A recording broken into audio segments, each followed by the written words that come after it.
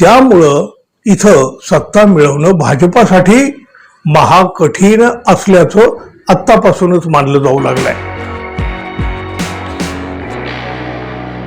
मित्रहो, देशामध्ये निवडणुकाचं बिगुल पुन्हा एकदा वाजलं.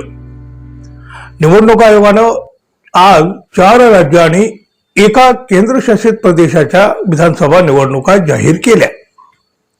मुख्य निवडणूक आयुक्त ज्ञानेश कुमार यांनी नवी दिल्ली इथं आज भारतातल्या 5 राज्याच्या विधानसभा निवडणुका जाहीर केलेल्या आहेत. त्यामध्ये महाराष्ट्रातील पोटनिवडणुकासह आसाम, पश्चिम बंगाल, तामिळनाडू, केरळ आणि पुद्दुचेरी या राज्यामध्ये या निवडणुका होत आहेत. या निवडणुकीच्या बरोबरच महाराष्ट्रात सुद्धा पोटनिवडणुका होत आहेत. निवडणूक होत असलेल्या 5 राज्यांमध्ये पॉवरफुल नेत्याची सत्ता आहे. त्यामुळं इथं सत्ता मिळवणं भाजपासाठी महाकठीण असल्याचं आत्तापासूनच मानलं जाऊ लागलंय. आसाम, केरळ आणि पुद्दुचेरीमध्ये 9 एप्रिल रोजी एका टप्प्यात मतदान होईल. तामिळनाडूमध्येही 23 एप्रिल रोजी एकाच टप्प्यात मतदान होईल.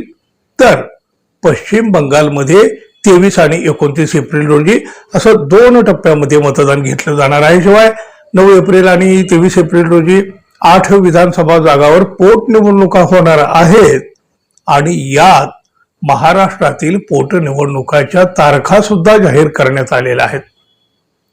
बारामती आणि राहुरीमध्ये 23 एप्रिलला पोटनिवडणूक होणार आहे. 5 राज्याच्या विधानसभा जागांची आणि पोटनिवडणुकांची मतमोजणी जी काय घेतली जाणार आहे ती 4 मे रोजी होणार आहे. राज्याचे उपमुख्यमंत्री अजित पवार यांच्या निधनामुळे रिक्त झालेल्या जागेवर सुद्धा आता ही निवडणूक होते.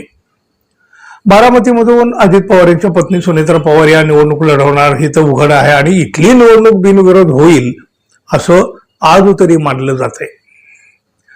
5 राज्यातल्या निवडणुका मात्र भाजपासाठी अत्यंत कठीण जाणार असल्याचं आत्तापासूनच सांगितलं जाऊ लागलं आहे. खरं तर आता ही सुरुवात आहे.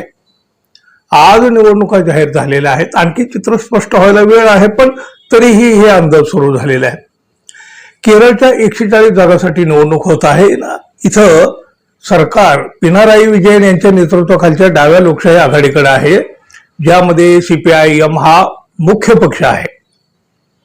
राज्यातल्या मुख्य स्पर्धा डाव्या लोकशाही आघाडी आणि काँग्रेसच्या नेतृत्वाखालील संयुक्त लोकशाही आघाडी यांच्यामध्येच मानली जाते. भारतीय जनता पक्ष देखील आपला राजकीय प्रभाव मजबूत करण्याचा प्रयत्न करतोय. आता आसामचं बघा. आसाम विधानसभेमध्ये 126 जागा आहेत. सध्याचं सरकार भाजप आणि त्यांच्या मित्र पक्षांच्या युतीचं आहे, ज्याचं नेतृत्व हेमंत बिस्वा यांच्याकडे आहे. राज्यातल्या मुख्य स्पर्धा भाजपच्या नेतृत्वाखालील राष्ट्रीय लोकशाही आघाडी आणि काँग्रेसच्या नेतृत्वाखालील विरोधी आघाडी यांच्यामध्ये होण्याची तशी अपेक्षा आहे. पुद्दुचेरी विधानसभेमध्ये बघा फक्त 30 जागा आहेत आणि इथलं सध्याचं सरकार एन रंगासामी यांच्या नेतृत्वाखालील अखिल भारतीय NR काँग्रेस आणि भाजपाचे युती आहे. ही लढत NR काँग्रेस भाजप युती आणि काँग्रेस आणि द्रमुक युती यांच्यामध्ये होण्याची शक्यता आहे. तामिळनाडूमध्ये विधानसभेच्या 234 जागा आहेत. MK स्टॅलिन यांच्या नेतृत्वाखाली द्रविड मुन्नेत्र कळघम DMK हा विद्यमान सत्ताधारी पक्ष आहे. पारंपरिकपणे राज्याच्या राजकारणामध्ये मुख्य स्पर्धा द्रमुक आणि अण्णा द्रमुक यांच्यातच राहिलेली आहे. यावेळी द्रमुक आघाडी आणि अण्णा द्रमुक भाजप आघाडी यांच्या चुरशीची लढत होणं अपेक्षित आहे. आता बघा, पश्चिम बंगालमध्ये विधानसभेच्या 294 जागांसाठी निवडणूक होते. ममता बॅनर्जी यांच्या नेतृत्वाखाली तृणमूल काँग्रेस सध्या सत्तेमध्ये आहे. या निवडणुकीमध्ये तृणमूल काँग्रेस सत्ता टिकवून ठेवण्याचा आटोकाट प्रयत्न करणारच. तर राज्यामध्ये सरकार स्थापन करण्यासाठी भाजप सुद्धा सर्व प्रकारे ताकद लावणार. त्यामुळं मुख्य स्पर्धा तृणमूल काँग्रेस आणि भाजपमध्ये होण्याची अपेक्षा तर आहे. शिवाय काँग्रेस आणि डावे पक्ष, ज्यात कम्युनिस्ट पक्ष ऑफ इंडिया, मार्क्सवादी यांचा समावेश आहे, ते देखील युतीचा भाग म्हणून निवडणूक लढवत आहेत. या निवडणुकांकडे मात्र आता देशाचं लक्ष लागलेलं आहे. भाजपसाठी तर या 5ही राज्यातल्या निवडणुका अत्यंत महत्वाच्या आहेत.